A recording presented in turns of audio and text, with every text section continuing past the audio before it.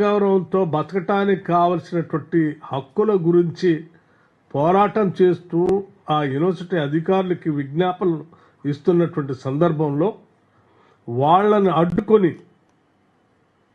ఏబీఈపీ ఆధ్వర్యంలో సుశీల్ కుమార్ అనేటువంటి ఆ యూనిట్ అధ్యక్షుడిగా ఉన్నటువంటి వ్యక్తి అడ్డుకొని కావాలని వీళ్ళని దేశద్రోహులుగా చిత్రీకరిస్తూ ఒక కంప్లైంట్ యూనివర్సిటీ అథారిటీస్ ఇవ్వటమే కాకుండా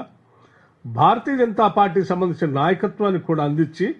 వీళ్లపైన కేసులు పెట్టి చర్యలు తీసుకునే విధంగా పైనుంచి అంటే హ్యూమన్ రిసోర్సెస్ మినిస్టర్ దగ్గర నుంచి కింది స్థాయి అక్కడ ఉన్నటువంటి స్థానిక ఎమ్మెల్సీ రామచంద్రరావు గారి ద్వారా ఒత్తిడి చేపించి చివరికి రోహిత్ వేములతో పాటు ఒక 4-5 స్టూడెంట్స్ని రస్టిగేట్ చేయటం వల్ల అతను వేరే మార్గం లేక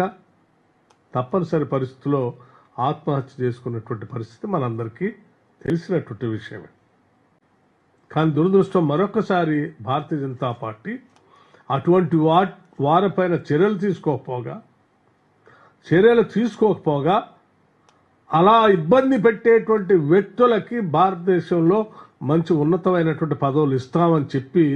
ఈరోజు రామచంద్రరావు గారిని తెలంగాణ రాష్ట్రానికి భారతీయ జనతా పార్టీ అధ్యక్షుడిగా నియమించటం,